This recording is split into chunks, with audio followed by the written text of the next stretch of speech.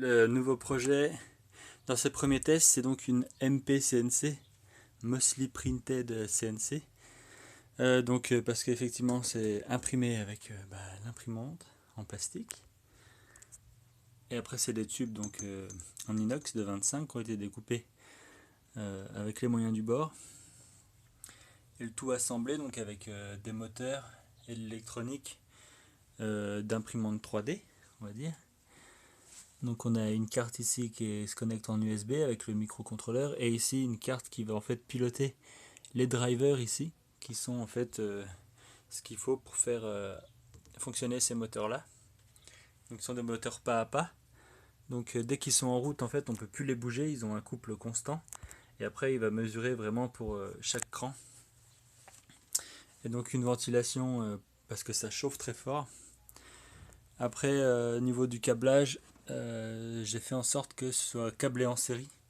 Il y a un moteur de chaque côté, donc ils marchent ensemble.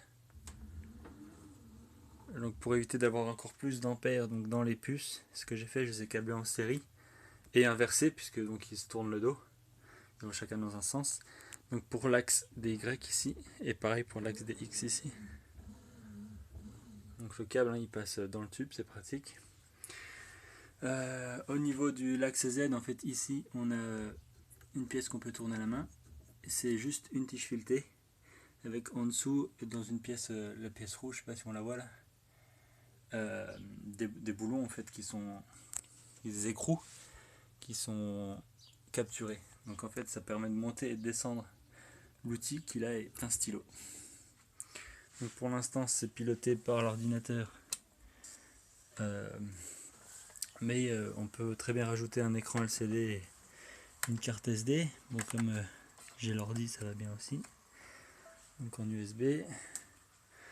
Après j'allume le ventilo, la ligne 12 volts qui permet d'alimenter les moteurs, c'est ça, 5 ampères. Et l'USB donc ici. Donc j'ouvre la session.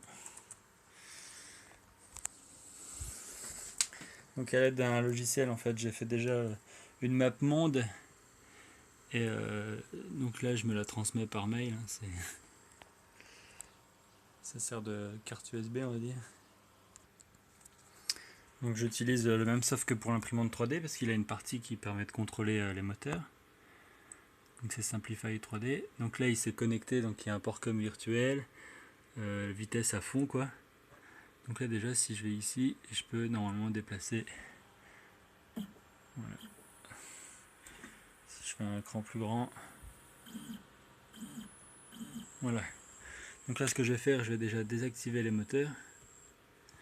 Voilà, comme ça me permet de la bouger, sinon donc les moteurs ils sont impossibles à déplacer. C'est un couple constant. Je cherche le point 0. Sachant qu'il est en mode gravure, donc il va descendre, j'ai demandé de 0,5 mm. Donc là, je vais à la main chercher le contact avec la feuille et remonter à peu près de 1 mm, sachant que de toute manière, si l'outil est écrasé, il tient avec des riselants là, enfin l'outil, le stylo, bah, il sera remonté quoi, avant d'éclater. Donc là, j'essaie de remonter 1 mm. Là, ça va. Ça fait pas beaucoup 1 mm, hein, en fin de compte. Ouais, je pense que là c'est pas mal. Je cherche le point 0 parce que je lui ai donné une taille un peu plus petite que 21-29-7. Et on va donc charger le fichier. Donc je l'ai dans le presse-papier, je le colle, je le remplace et c'est parti. Et c'est parti. Donc il fait toutes les petites îles. Alors je sais pas, par contre ça trace pas. Donc j'ai pas dû le descendre assez. Donc là je vais le stopper. Et de nouveau je désactive les moteurs. Alors peut-être qu'en fait il faut mettre l'outil en contact avec la matière, ce qui paraît logique. Donc je vais le descendre à fond finalement. Voilà, je teste voir si effectivement le stylo fonctionne. Voilà, donc on va laisser comme ça fera une rature, tant pis. Donc là par contre, lui il a mémorisé les dernières positions. Donc faut pas oublier de remettre à 0, sinon il va aller chercher de nouveau son point de départ. J'active le moteur. Voilà, on entend ce bruit là. C'est les moteurs qui gardent leur couple. On peut donc plus les... impossible de les déplacer. Et c'est parti de nouveau.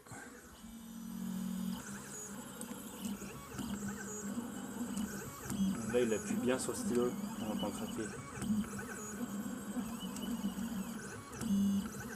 C'est parti. C'est assez incroyable parce que une fois que j'ai monté la machine, bon évidemment j'avais mis des pièces à l'envers. J'ai pris pas mal de temps pour la monter, forcément c'est assez complexe. Mais ce qui est assez incroyable, c'est dès que j'ai mis en route, une fois les soudures terminées, le résultat assez incroyable. Donc le temps qu'elle imprime, j'ai repris le cahier. Voilà la première map monde que j'ai faite, je sais pas si vous imaginez la résolution pour un stylo quoi. Bon là le papier il bougeait, par exemple ici il a fait 2 fois les États-Unis. Parce qu'en mode gravure, je pense que des fois il fait 2 fois en fonction de la complexité de la forme pour que ce soit plus net les contours. Mais là l'Europe il a fait qu'une fois et c'est complètement hallucinant. Donc là cette fois-ci je le fais grand format. On va voir ce que ça donne. Surtout voilà le premier essai que j'avais fait avec les plaques carbone pour TH8. Donc l'idée c'est de mettre un cutter au bout et finalement de venir couper dans le vinyle carbone pour venir recouvrir les pièces à la perfection. Ce sera top. C'est un petit cutter qui vient se mettre à la place du stylo on va dire et qui en fait est capable de tourner sur lui-même. Donc ce qui permet de se déplacer en 2 dimensions, de faire des cercles et tout sans problème. Et voilà pour le côté fun les tout premiers tests. Donc l'impression, enfin comment dire, c'est pas vraiment une impression mais c'est en cours, il a fait toutes les petites îles là.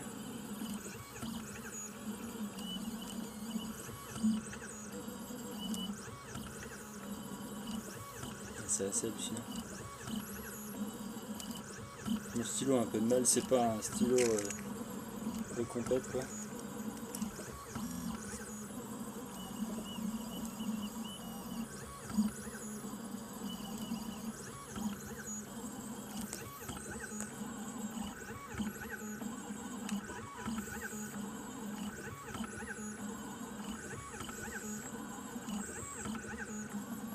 Alors j'ai mis 0,5 mm, mais du coup ça fait quand même pas mal de mouvements sur l'axe Z.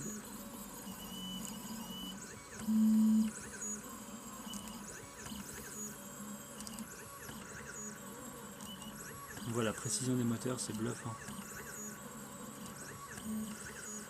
Et il n'y a vraiment aucun jeu quoi. Donc, le système de guidage, c'est en fait c'est donc cet axe là de 25, le tube qui est pris un peu emprisonné dans des roulements.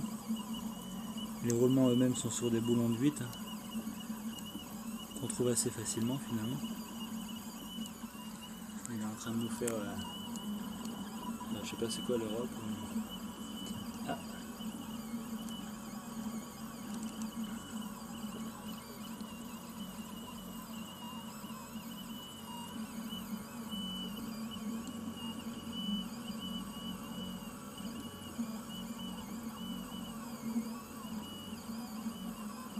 Excellent.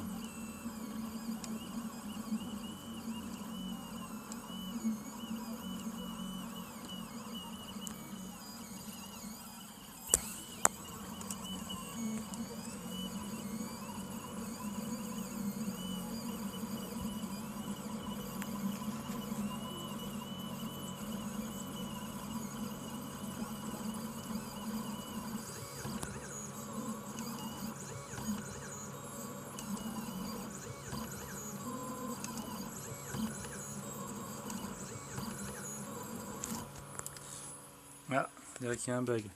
Ah oui, c'est le PC qui s'est mis en veille, arrêt d'urgence. Ne pas oublier d'enlever la veille du PC. Voilà. Donc j'ai dû couper d'urgence. Donc ce que je vais faire, je vais relever l'outil.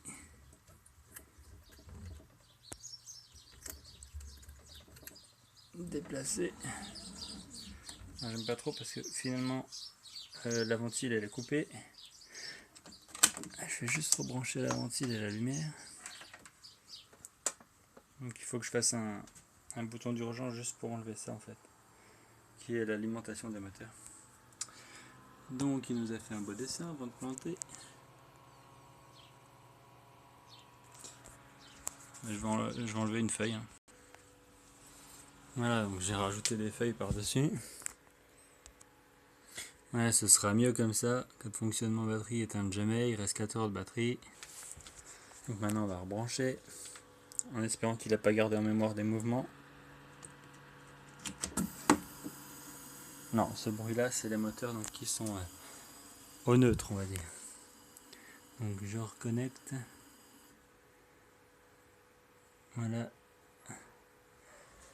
Je me replace.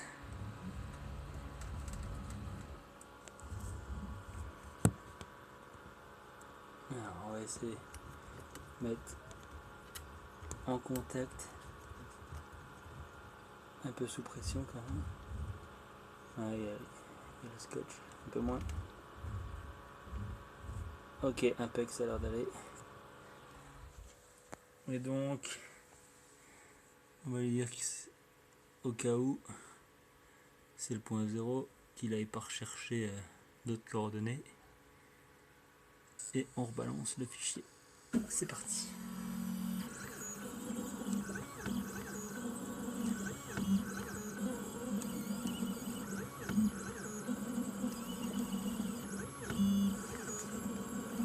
Bon, la pression sur le stylo a l'air ok.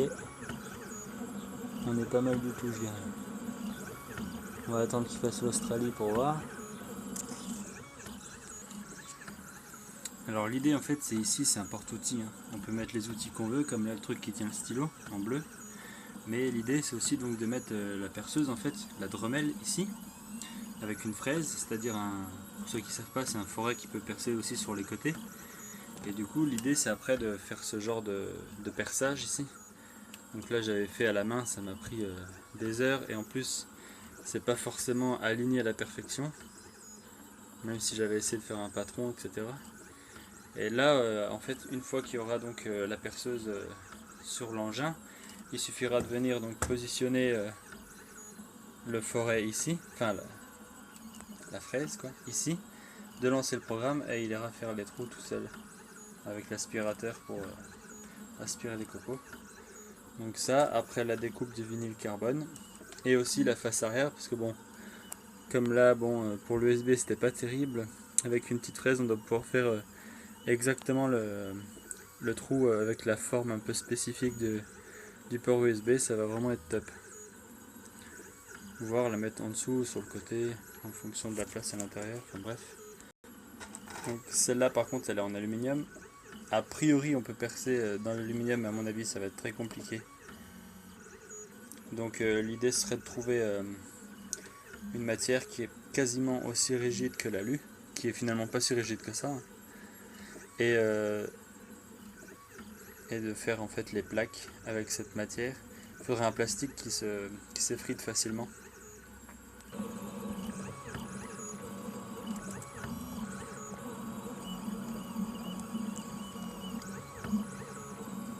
Bon, on s'en sort pas si mal. On va la laisser avancer. Petit aparté sur le soft de gravure. Donc on charge un fichier avec la forme et lui il détecte les contours et après il fait un fichier texte en fait que le contrôleur transforme en mouvement de moteur quoi. Alors, le PC s'était remis en veille, bien que j'avais mis jamais, mais au bout de genre un quart d'heure. Et en fait en sortant de la veille, bah, il a repris quoi.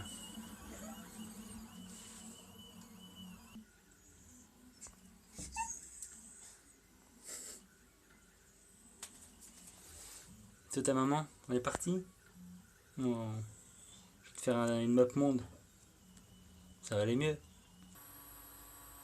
Voilà, il vient de finir. Donc il retourne à la maison avec l'outil en haut. Donc c'est bien pratique.